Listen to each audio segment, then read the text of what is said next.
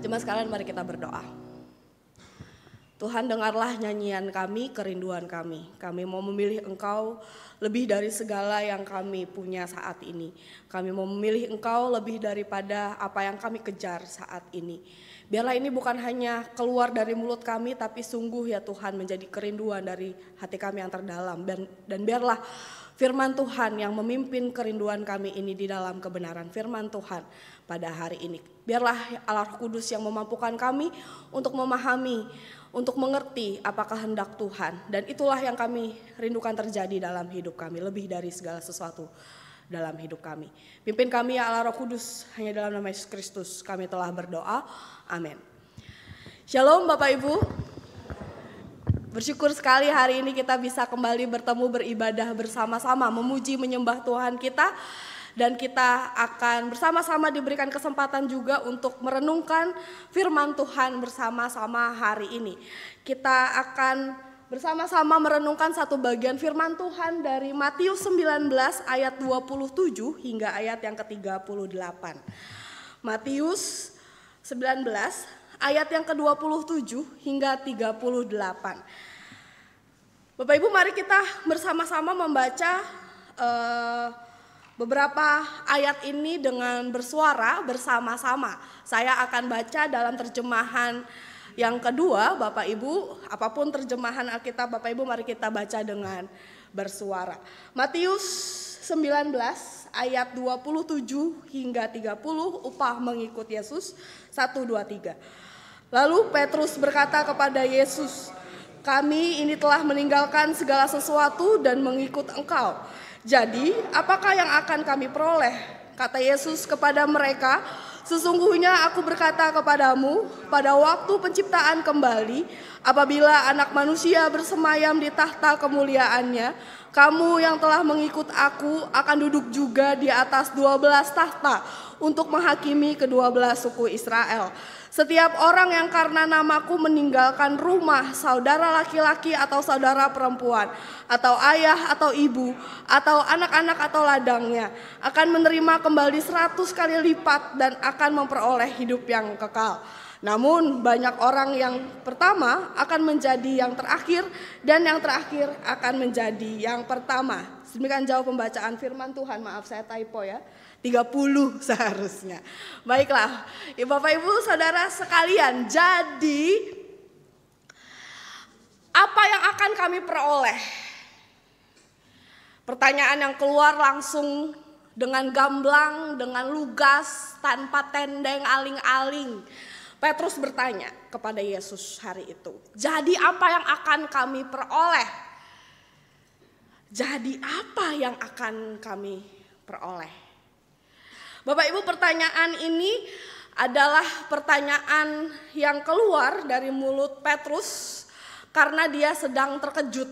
Bapak Ibu kalau perhatikan di ayat 27 ada kata lalu.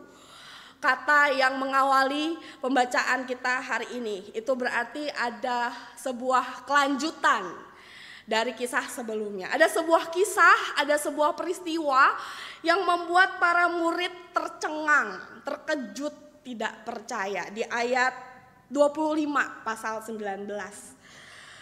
25 mendengar hal itu, murid-murid sangat tercengang dan berkata, "Jika demikian, siapakah yang dapat diselamatkan?" Murid-murid terheran-heran, dan salah satu yang lagi heran hari itu adalah Petrus.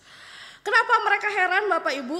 Karena mereka baru saja mendengar Yesus berkata di ayat 23, 2 ayat sebelumnya. "Sukarlah bagi orang kaya untuk masuk ke dalam kerajaan surga." Apa yang terjadi Bapak Ibu? Hari itu Yesus ditemui oleh seseorang yang muda dan kaya, rich and young. High quality jomblo nih para pemudi. Dia datang dengan penuh kebanggaan berkata, "Tuhan, apa yang harus saya perbuat jika saya mau untuk saya dapat memperoleh hidup yang kekal?" Di ayat 16. Pasal 19 ayat 16. "Apa yang harus aku lakukan? Perbuatan apakah yang harus kau perbuat untuk memperoleh hidup yang kekal?" Tuhan bilang, "Lakukan perintah Allah. Dan dia bilang, sudah. Dia bukan hanya muda dan kaya, tapi dia saleh. Dia sudah menghormati orang tua, dia sudah memberikan persembahan, dia sudah melakukan hukum Taurat dengan sungguh-sungguh. Sampai-sampai ketika Tuhan bilang, lakukan perintah Allah, yang mana? Sebenarnya dia bukan gak tahu Bapak Ibu, tapi dia sebenarnya pengen bertanya, yang mana lagi yang belum? Yang mana lagi yang kurang? Semua sudah saya lakukan. Dia muda, kaya, saleh. Tetapi kemudian orang yang muda, kaya, dan saleh itu membalikkan tubuhnya terhadap Yesus ketika dia dengar Yesus bilang, satu kurang. Jual hartamu, bagikan kepada orang-orang yang miskin. Dan gak pakai protes, gak pakai nanya, dia langsung pergi dengan hati yang sedih karena banyak hartanya. Cerita yang sering kita dengar bukan? Hatinya menjadi sedih karena banyak hartanya, dan satu-satunya yang kurang kata Tuhan saat itu adalah jual hartamu. Satu-satunya yang kurang adalah menjual hartanya. Kepada orang yang perfect ini, yang sempurna ini Tuhan bilang kurang satu. Pergi dan jual hartanya.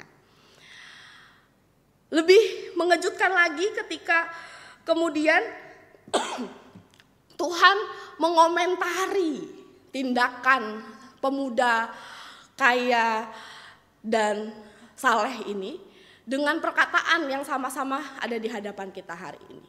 Kamu lihat, sukar bagi orang yang punya uang, orang yang kaya untuk masuk ke dalam kerajaan sorga. Ini mengejutkan buat para murid dan menyedihkan untuk sang pemuda yang kaya raya dan saleh itu. Kenapa? Karena selama ini orang-orang Yahudi berpandangan bahwa kekayaan dan kesalehan itu adalah sesuatu yang jadi bukti bahwa orang tersebut diperkenan oleh Tuhan. Orang tersebut mendapatkan perkenanan dari Tuhan. Orang tersebut disayang oleh Tuhan. Orang tersebut diberkati oleh Tuhan. Karena dia saleh, maka Tuhan berkati dia dengan kekayaan. Kekayaan dan kesalehan adalah bukti yang cukup sebenarnya di kepala mereka hari itu, bahwa Tuhan sedang berada di pihak mereka. Tuhan sayang kepada mereka.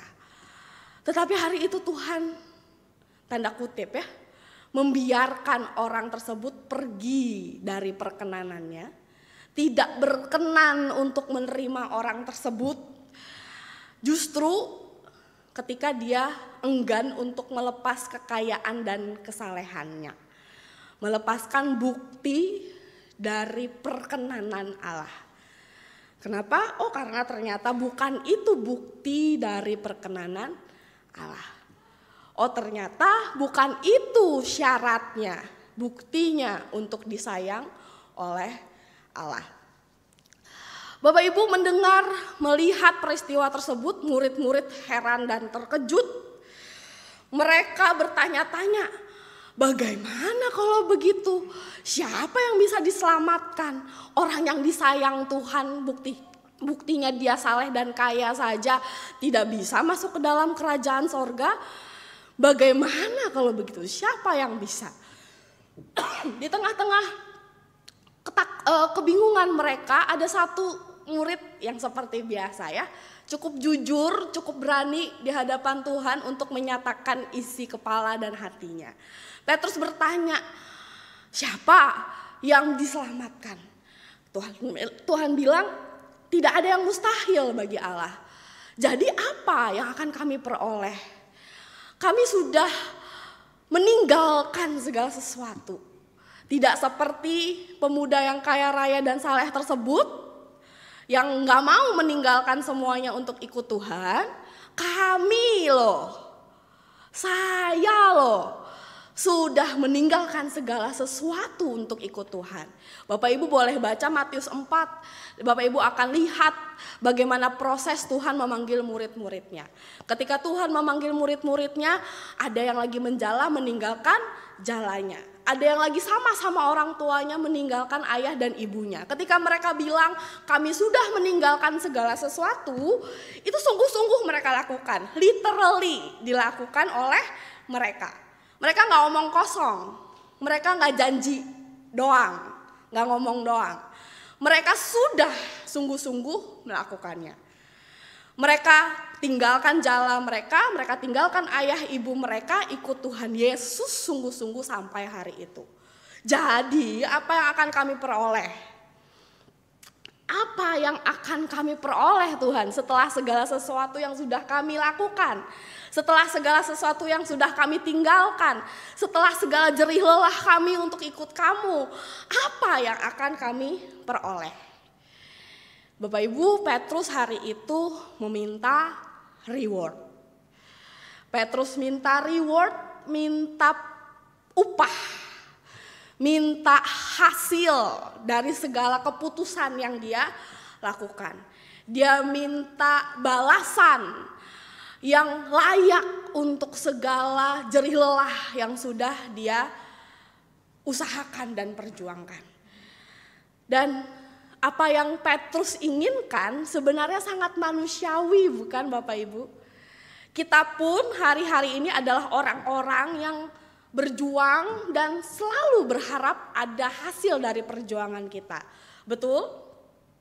Kita adalah orang-orang yang mau melakukan sesuatu hanya jika sesuatu tersebut menghasilkan sesuatu yang baik buat kita, bukan? Mana ada orang yang hari-hari ini bekerja, melayani, melakukan sesuatu yang baik tanpa tahu, tanpa berharap ada hasil yang baik, ada reward yang baik yang bisa mereka terima. Itulah kenapa para pemuda bekerja banting tulang dari pagi sampai pagi lagi, bukan? Itulah kenapa anak-anak kita dorong untuk belajar sungguh-sungguh, bukan? Kalau bisa dapat beasiswa, kalau bisa dapat nilai yang baik, kalau bisa dapat prestasi yang baik, supaya mereka dapat reward yang baik dalam hidup mereka. Itulah kenapa bapak-bapak rela capek-capek bekerja dari setiap hari dari Senin sampai Minggu lagi, bahkan sampai gak bisa ke gereja misalnya. Itulah kenapa ibu-ibu rela bersusah payah mengatur keuangan, pusing-pusing supaya segala sesuatu bisa diatur dengan baik. Itulah kenapa para pelayan Tuhan berjerih lelah di rumah Tuhan dari Senin sampai Minggu. Semua orang pada akhirnya apapun yang ia perjuangkan, apapun yang ia usahakan dengan segala jerih lelah mereka akan mengharapkan sebuah reward. Sebuah hasil yang baik, sebuah upah yang menyenangkan, yang sepadan dengan segala jerih lelah, segala pengorbanan yang sudah kita lakukan. Petrus manusiawi Bapak Ibu, kalau dia minta reward kepada Tuhan. Dan Tuhan tahu, puji Tuhannya Allah kita adalah Allah yang tahu, mengerti segala sisi kemanusiaan kita. Ketika Petrus bertanya dengan jujur di hadapan Tuhan, Tuhan gak marah, Tuhan jawab apa yang diharapkan oleh Petrus. Tuhan gak ngomelin Petrus, lu belum apa-apa udah minta reward lu belum apa-apa udah minta gaji lu belum apa-apa udah minta upah lu. Tuhan gak ngomelin Petrus. Yesus Kristus adalah Allah yang tahu dan tidak mengecilkan rasa haus Petrus akan reward. Yesus Kristus tahu dan tidak mengecilkan harapan, keinginan kita yang terdalam akan hasil yang baik dari segala hal yang kita perjuangkan. Ketika Tuhan menjawab Petrus, kemudian dia tidak mengecilkan apa yang Petrus butuhkan, apa yang Petrus harapkan. Dia mengarahkan bagaimana Petrus harusnya mencari kepuasan dari rasa hausnya. Dia mengarahkan apa yang seharusnya Petrus harapkan untuk jadi hasil dari setiap jerih lelahnya. Yesus mengarahkan kita juga hari ini untuk mengarahkan rasa haus kita, keinginan kita, kebutuhan kita akan upah dari segala jerih lelah kita, terutama jerih lelah kita mengikut Tuhan sampai hari ini. Karena biasanya seperti Petrus, rasa haus kita hilangkan dengan cara yang salah. Bapak Ibu, semakin saya tua, semakin saya menyadari kalau haus itu jangan minum minuman yang manis. Dulu waktu saya masih lebih muda, ya bulan lalu lah. Ketika saya haus, saya cenderung akan cari yang manis-manis. Saya sering diomelin, apalagi dingin ya, saya sering diomelin ibu-ibu es terus gitu ya, kopi terus. Nah, karena pengen sesuatu yang manis kalau haus. Dan memang menyenangkan bukan kalau kita lagi haus-hausnya, kalau kita lagi terik tengah hari bolong gitu ya, terus kita ketemu sama es campur, es cendol, boba, Sprite, Coca-Cola, anything yang manis-manis itu di dalam kulkas Indomaret yang berembun itu. Menyenangkan bukan untuk mengatasi rasa haus kita dengan yang manis. Tetapi biasanya kalau kita minum manis kita malah makin haus. Betul ya?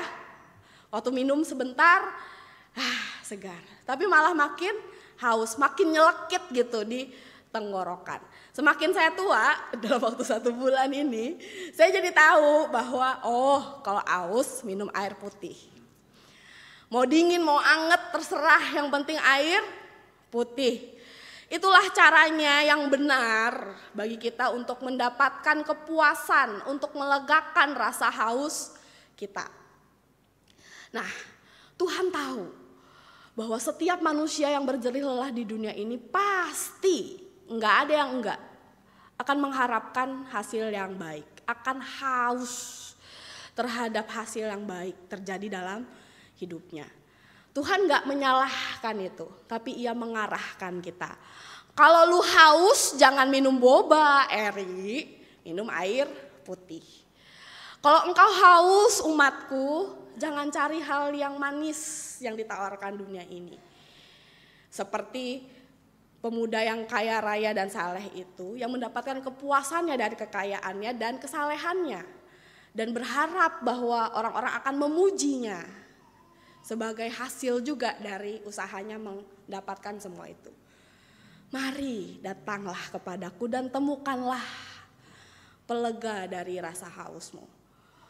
Tuhan kemudian berikan 2 janji kepada Petrus sebagai cara bagi Petrus untuk memuaskan rasa hausnya akan penghargaan, akan hasil yang baik.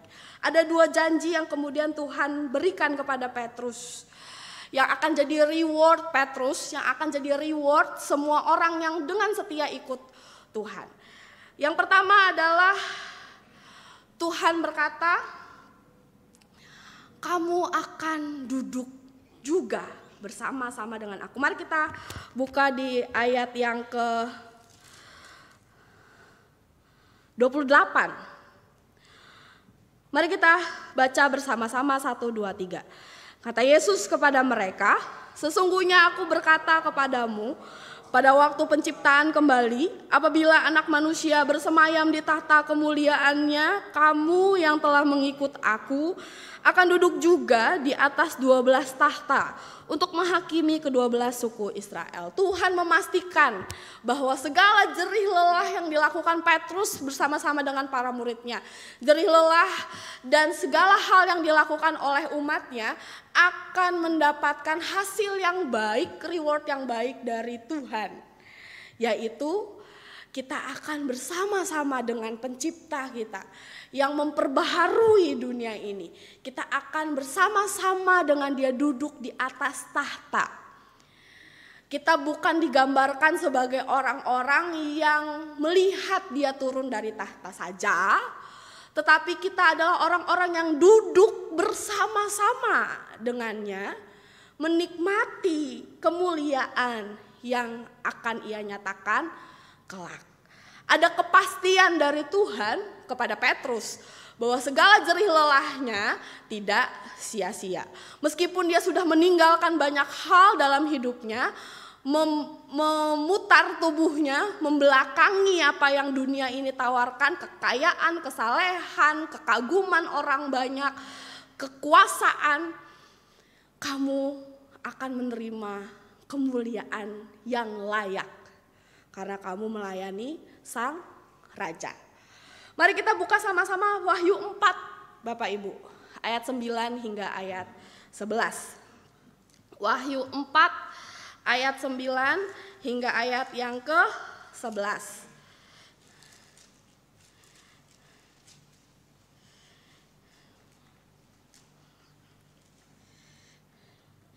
Jika sudah, mari kita baca sama-sama Wahyu 4 ayat 9 hingga ayat 11. 1, 2, 3. Setiap kali makhluk-makhluk itu mempersembahkan puji-pujian, hormat dan ucapan syukur kepada Dia yang duduk di atas tahta itu dan hidup selama-lamanya, sujudlah ke-24 tua-tua itu di hadapan Dia yang duduk di atas tahta itu, dan mereka menyembah Dia yang hidup sampai selama-lamanya. Mereka melemparkan mahkotanya di hadapan tahta itu sambil berkata, "Ya Tuhan dan Allah kami, Engkau layak menerima puji-pujian, hormat dan kuasa, sebab Engkau telah menciptakan segala sesuatu dan karena kehendak-Mu semuanya itu ada dan diciptakan." Bapak Ibu, perhatikan Wahyu. Wahyu ini ayat yang tadi kita baca adalah bagian dari pasal 4, betul ya? Dan kalau kita baca sebelum-sebelumnya pasal 1 sampai pasal 3 itu tertulis ada nasib dari 7 gereja yang menjadi simbol gereja-gereja umat Tuhan yang berjuang di tengah dunia ini. Gereja-gereja yang tertulis di dalam pasal 1 sampai 3 tidak banyak yang baik keadaannya. Semua gereja, semua umat Allah yang tertulis dalam bagian ini bergumul dalam penderitaan, bergumul berjuang untuk mempertahankan iman mereka, berusaha untuk bertahan supaya tidak tergoda dengan tawaran-tawaran dunia ini. Bahkan ada banyak yang sudah mulai tergoda dan meninggalkan Tuhan. Ada banyak umat Tuhan yang pada akhirnya berkompromi dengan iman mereka demi keamanan, kenyamanan, reward yang ditawarkan oleh dunia ini. Ada umat Tuhan yang bertanya-tanya, worth it gak nih gue ikut Tuhan? Layak gak nih iman ini diperjuangkan? Dan Tuhan gak jawab iya atau tidak. Tuhan tunjukkan apa yang akan kita terima kelak. Ada tahta di mana anak domba yang tersembelih itulah yang disembah.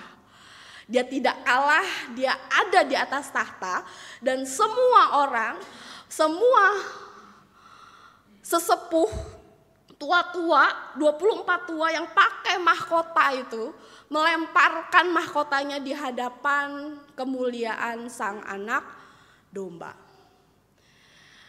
Ada kemuliaan yang gak bisa diukur oleh keselamatan, keamanan, kenyamanan yang ada di dunia ini.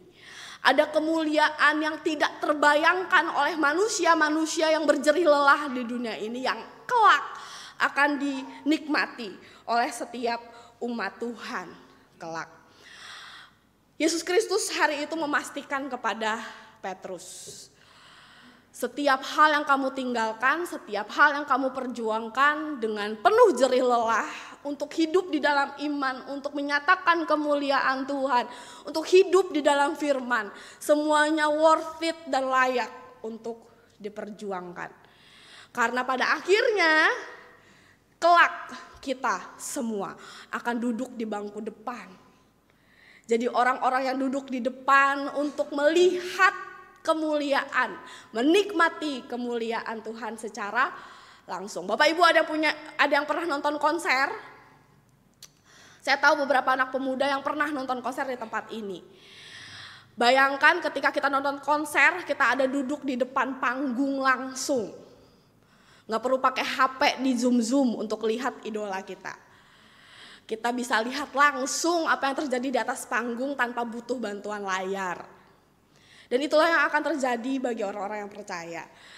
Kita akan duduk di bangku paling depan, melihat kemuliaan Allah dinyatakan kelak. Itu janji Tuhan kepada Petrus, kepada umatnya yang berjuang sampai hari ini.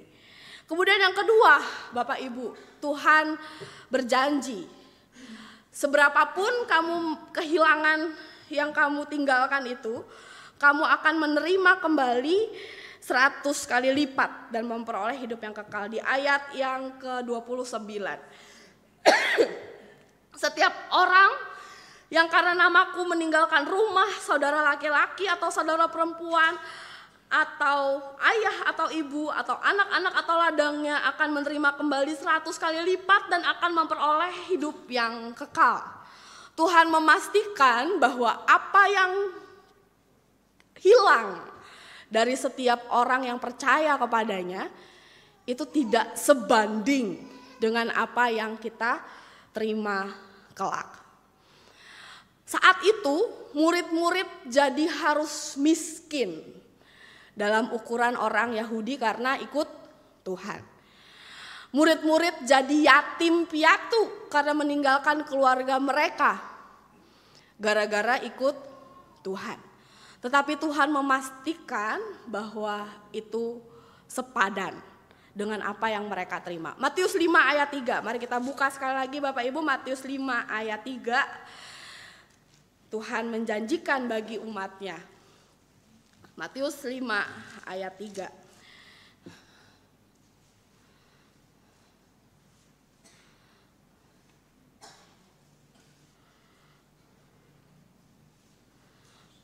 Jika sudah, mari kita baca sama-sama Matius 5 ayat 3, 1, 2, 3. Berbahagialah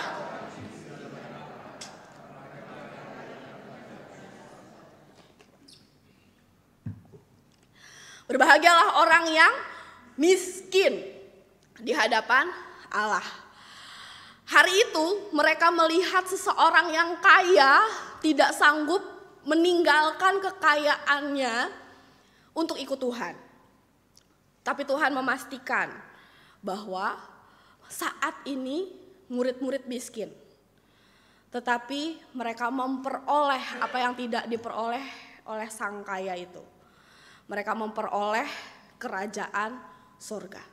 Apa yang Tuhan Yesus bawa jauh-jauh dari surga, tanda kutip ya, ke dunia. Apa yang Tuhan Yesus perjuangkan sampai nyawanya sendiri ia korbankan di tengah-tengah dunia ini. Apa yang Yesus tawarkan bagi dunia, itulah yang akan mereka miliki.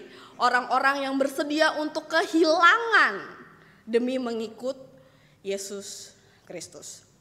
Bapak Ibu, Tuhan Yesus memastikan bahwa Petrus, para murid dan umatnya adalah orang-orang yang akan mampu untuk melihat betapa berharganya, betapa mahalnya, betapa worth it-nya dan layak untuk diperjuangkannya segala sesuatu yang ditolak oleh dunia ini. Orang-orang yang ikut Tuhan pada akhirnya adalah orang-orang yang mampu untuk melihat betapa berharganya karya Yesus Kristus, betapa indahnya Yesus Kristus itu. Hal yang tidak bisa dilihat oleh dunia ini.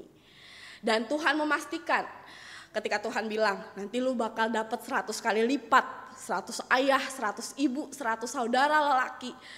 Itu Tuhan memastikan bahwa gak cuma kita sendiri yang mampu untuk melihat keberhargaan, keindahan Yesus Kristus dalam hidup kita. Coba Bapak Ibu lihat orang di kanan kiri Bapak Ibu. Yang merem dibangunin ayo. Coba lihat ya. Coba lihat orang di sekitar kita. Orang-orang yang beribadah di weekend yang indah ini. Orang-orang yang capek-capek latihan di hari weekdays mereka. Orang-orang yang kasih waktu, diri, harta mereka untuk melayani sama-sama. Mereka, kita adalah orang-orang yang berhasil. Tuhan bukakan matanya, melihat ada sesuatu yang berharga di dalam diri Yesus Kristus. Ada sesuatu yang indah yang Yesus Kristus kerjakan. Dunia di luar sana menolak Yesus. Orang yang kaya dan saleh menolak Yesus. Tetapi hari itu Petrus dan hari ini kita dimampukan untuk melihat ada sesuatu yang berharga dan worth it untuk diperjuangkan dalam hidup kita. Kita akan memiliki yang berharga tersebut. Bapak Ibu, pada akhirnya ketika Tuhan bilang kepada Petrus, tenang Pet, ada 2 reward yang akan kamu terima. Kemuliaan yang sepadan dengan segala jerih lelahmu, dan sesuatu yang berharga yang hanya mampu dilihat oleh umatku. Itu yang akan kamu dapatkan. Orang-orang yang melihatnya, orang-orang yang mau hidup di dalamnya, orang yang mau berjerih lelah untuknya adalah orang-orang yang bersedia untuk menjadi seperti anak kecil. Menjadi seperti anak kecil adalah frasa yang penting sekali. Tuhan Yesus katakan di pasal yang kita baca ini, dari pasal 19 sebenarnya. Pasal 18. Kita buka sebentar ya Bapak Ibu ya. Pasal 18 ada pertanyaan oleh para murid, siapa yang paling besar di hadapan Tuhan? Terus di ayat 3 Tuhan bilang, sesungguhnya aku berkata kepadamu, jika kamu tidak bertobat dan menjadi seperti anak kecil ini, kamu tidak akan masuk ke dalam kerajaan sorga. Lalu di ayat yang ke-10, jangan menganggap rendah salah seorang dari yang kecil ini. Lalu di ayat 14, demikian juga Bapamu yang di sorga tidak menghendaki salah seorang dari yang kecil ini. Dan diulang lagi Bapak Ibu sebenarnya sebagai awal dari perikop kisah yang kita baca. Di pasal 19 ayat 13 hingga 15. Ada sekumpulan orang tua yang bawa anak-anak mereka datang kepada Tuhan dan ditolak oleh murid-murid Tuhan. Tetapi kemudian Tuhan bilang, biarkan anak-anak itu, di ayat 14, janganlah halang-halangi mereka datang kepadaku, sebab orang yang seperti inilah yang memiliki kerajaan sorga. Bapak Ibu, hari itu ada orang-orang dewasa yang pikirannya teralih kepada kekayaan dan kesalehan. Tetapi ada anak-anak yang datang untuk mendapat berkat dari Tuhan Yesus sendiri. Tuhan berkata, dan bahkan ya kalau Bapak Ibu baca, Tuhan ambil anak kecil itu, taruh di depan mereka untuk jadi contoh.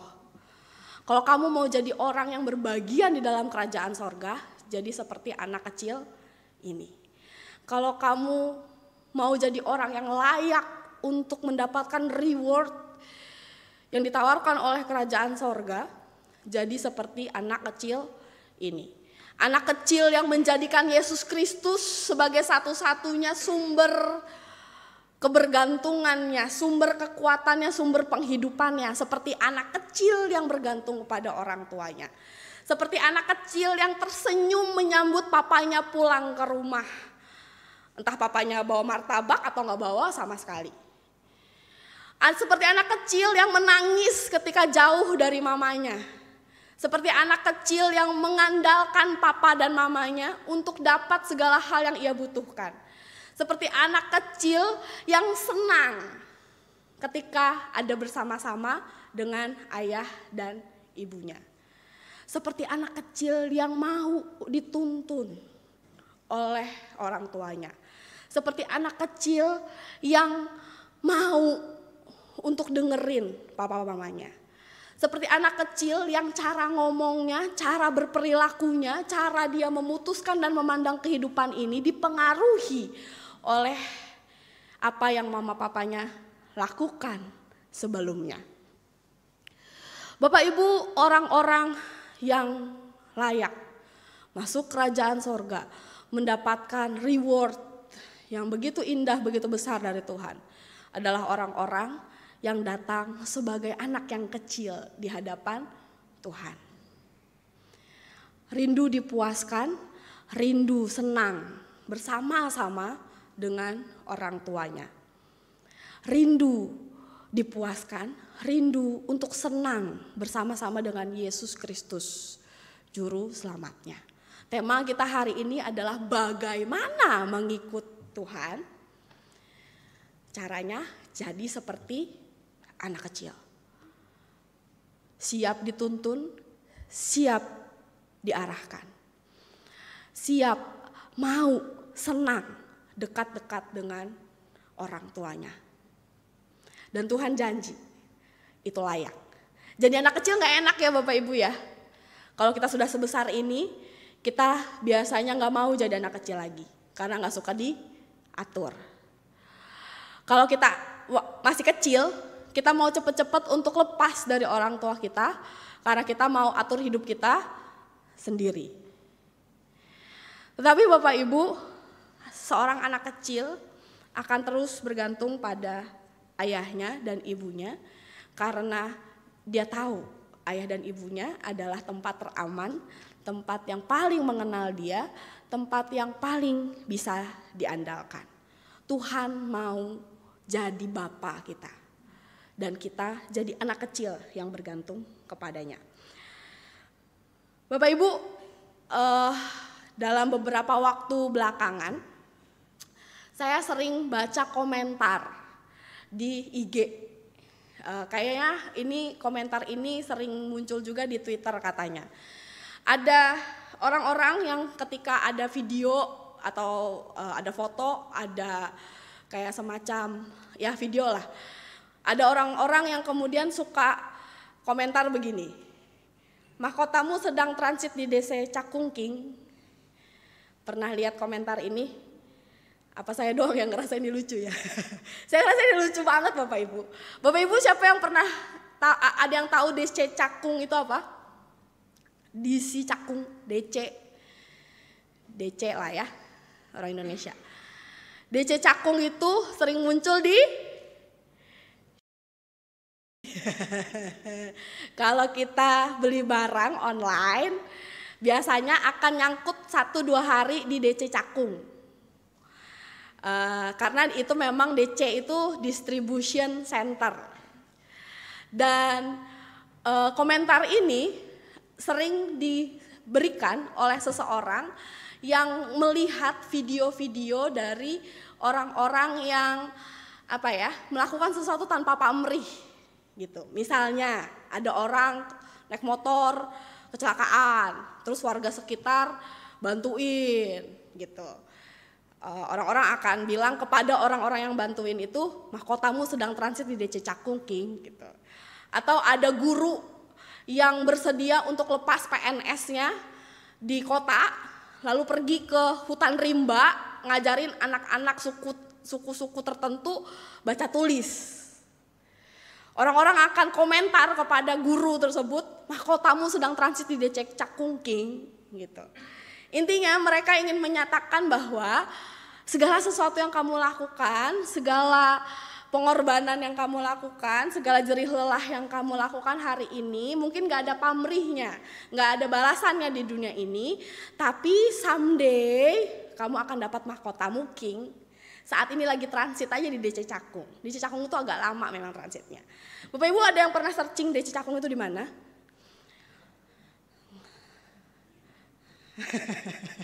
Di Bekasi, daerah sekitar itu, nggak tahu lah saya nggak tahu, tapi saya pernah penasaran kenapa sih, apa sih DC Cakung itu. Ketika saya searching ternyata beginilah keadaan DC Cakung itu Bapak Ibu. Berantakan, ruwet, paket kita ada di salah satu dari tumpukan barang itu. Nanti saya kasih deh gambarnya yang lebih jelas, di sini nggak jelas ya. Ruwet, kita nggak akan bisa menemukan paket kita kalau kita cari sendiri. Tapi entah bagaimana ya. Aduh, masuk YouTube lagi, nanti di bip Shopee-nya. Tukang paket itu pada akhirnya akan selalu berhasil untuk mengirimkan paket kita entah kapan waktunya. Di tengah-tengah keruwetan DC Cakung itu, tukang paket akan selalu menemukan paket kita dan akan selalu mengantarkan paket yang tepat ke orang yang tepat. Bapak Ibu, kita adalah orang-orang yang sedang ada di DC Syakung hari ini. Saya sedang berusaha menggambarkan betapa ruwetnya, betapa capeknya hidup kita di tengah dunia ini. Yang muda berjuang untuk meraih mimpi, membangun masa depan. Bapak-bapak, ibu-ibu yang paruh baya berusaha untuk membahagiakan, untuk provide keluarganya. Yang tua-tua sedang berusaha mempertahankan, tetap bahagia, tetap menerima, menikmati hal yang baik di masa tuanya. Kita adalah orang-orang yang berjuang dan mempertahankan hal yang baik tetap ada dalam hidup kita. Kita adalah orang-orang yang berharap setiap jerih lelah kita pada akhirnya akan menghasilkan hal yang baik di dalam hidup kita. Dan dalam perjuangan kita tidak jarang pada akhirnya kita akan menemukan keruwetan, kelelahan, dan bahkan mungkin tanda tanya. Apakah ini worth it untuk dijalani? Apakah perjuangan kita, rasa lelah kita, ruwetnya hidup kita bersama-sama dengan Tuhan worth it untuk dijalani? Ya, ini layak untuk dijalani. Ini worth untuk diperjuangkan. Mari kita sama-sama terus berjerih lelah di tengah dunia ini. Karena ada reward yang Tuhan sediakan bagi orang-orang yang terus setia di dalam perjuangan mereka.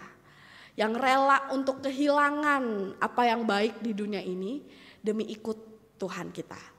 Biarlah kita adalah orang-orang itu. Mari kita berdoa. Tuhan, kami hari ini datang ke rumah Tuhan mengharapkan ada berkat yang bisa kami bawa pulang ke pekerjaan kami, ke rumah kami, ke keluarga kami. Dan biarlah ini jadi berkat kami hari ini.